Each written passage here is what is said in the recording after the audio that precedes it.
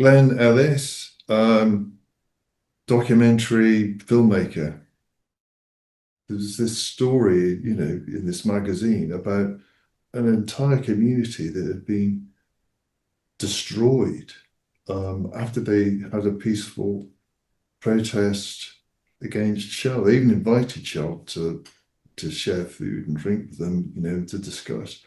And the response was that it was razed to the ground. And we saw this and thought, well, Christ, we've got to go to Nigeria and cover this. Our fixer said you can't go to the Niger Delta, to Port Harcourt, without meeting Ken Saro-Wiwa. This would be 91, I think, the winter of 91, December. We met him and we were instantly impressed by him. Honest, upfront, didn't try to sweeten the pill.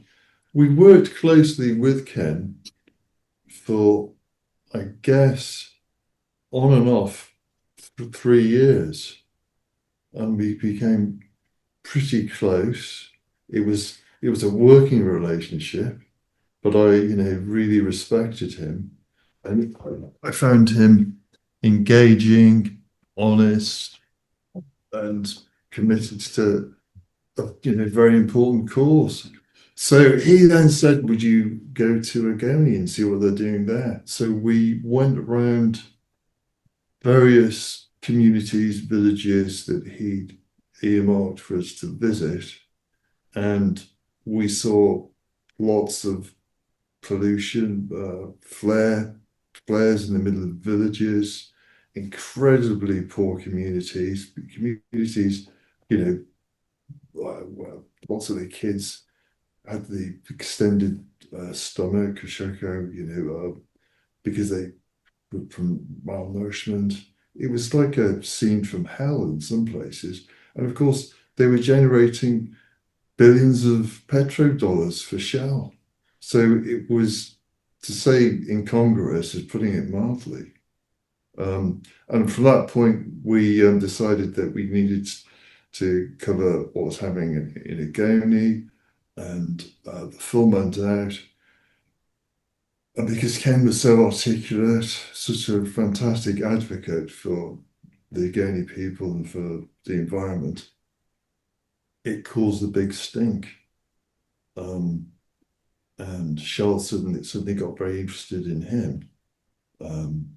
Minutes were released of meetings between senior Shell executives where they discussed Ken, they discussed the film, but they weren't particularly worried about the film or the filmmakers. They were worried about him because he was, clearly someone who they couldn't silence. Me and my partner made 3 films with Ken, and then made a film after he was murdered, which was like a tribute, if you like, to him. He was a TV producer, really, an author, a TV producer, an environmentalist.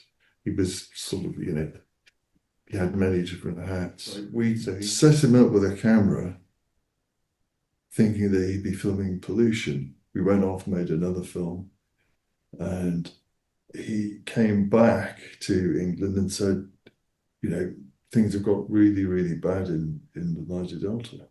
And, there's some footage which you've got to see. He showed us footage of massacres in Ogoni, which had been ordered as a result of the environmental campaign that he and other Ogonis had embarked upon. And on the basis of that, we went back to Nigeria almost immediately and filmed some pretty horrible stuff ourselves, which, in conjunction with the stuff his man had shot, formed the basis of another documentary, which was even more explosive, I suppose, than the previous one. I guess we had a lot of strange and dramatic experiences in the Niger Delta together. He was a very impressive guy. I can remember going through a military checkpoint with Ken because the huge Ogoni Day celebration was scheduled for 4th of January. So they locked him up, I guess, 3 or 4 days before and let him out a few days after. To put this in context, I was in Lagos and staying at the Sheraton Hotel, which is close to the airport, and which was where I'd arranged to, if he needed to contact me, I'd be there. I think I can't remember, maybe 5 or 6 floors up, and I heard this huge cheer, and the hotel felt like it shook almost. So I went down into the reception, and it was because Ken had come in. The whole country knew he was under house arrest, being released. He'd flown into Lagos, and so we headed back to the Niger Delta. I mean, people were just so pleased to see him out of prison. You know, ordinary people, not Ogoni, just I guess predominantly Yoruba, because it would be Lagos. So we fly back and we go into Ogoni, and there were checkpoints. They were stopping vehicles, preventing people going, because at the time there was a psychopath called Colonel Paul Okentimo, who was basically conducting this campaign of terror against the Ogoni people. You know, a couple of thousand people were killed, rape, torture, beatings, imprisonment. It was hellish. So they sealed the area off, and you could only get in via a checkpoint. There's a pickup truck in front of us with some Ogoni on the back, a couple of kids. And one of the guards stops it. They've got their Kalashnikovs. They're drunk. Yeah, I mean, they're usually pretty drunk at these kind of checkpoints. And they get these 2 kids off and push them to the side, put them on the floor. One of them unzips and starts peeing on these guys. And I'm looking, thinking, what the fuck? And I'm thinking, I wonder whether I should film this as evidence or whether it's going to antagonize the situation, which is a legitimate thing. And then it got even darker because one of the soldiers got his Kalashnikov and he took the safety catch off and he had it like this. And it was pretty clear he was going to shoot these 2 kids. And you know how sometimes when something horrific happens, it seems that time seems to slow down. But it was a bit like that. And I'm thinking, what do I do? Do I film or do I, you know? And Ken calmly wound down the window in the car and beckoned to these 2 drunken soldiers, called them over, explained to them that, you know, this it's a very good idea. Maybe they've got better stuff they could use their ammunition on, all the rest of it. He managed to calm the situation. And within a matter of minutes, these 2 drunken soldiers, you know, he asked, you know, what's your regiment, all this sort of stuff. He's been very polite. And he had these guys standing to attention, saluting. These 2 youths scrambled back onto the truck and it drove off. He saved their life, I've got no doubt. And, you know, that's the sort of person he was. He was as cool as a cucumber. Yeah, he was a brave guy, you know.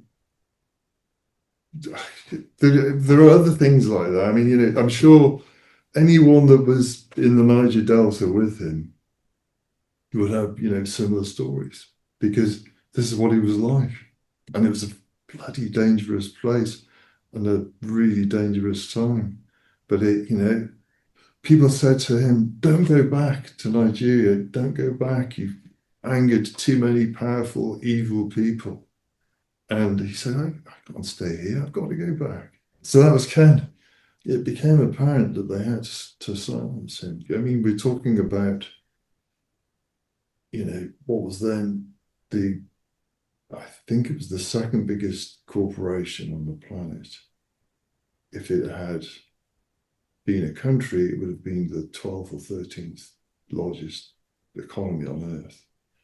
and in league, in my opinion, with a dictatorship, brutal dictatorship.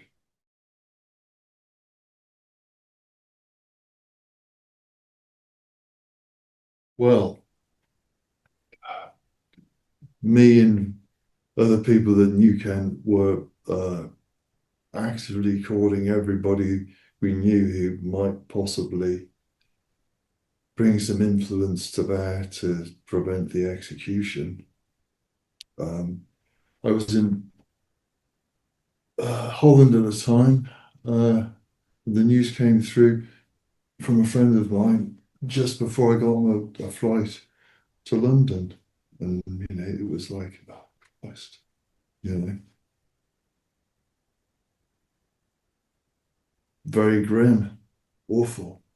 In a way, I suppose I was surprised that they chose to do it this way.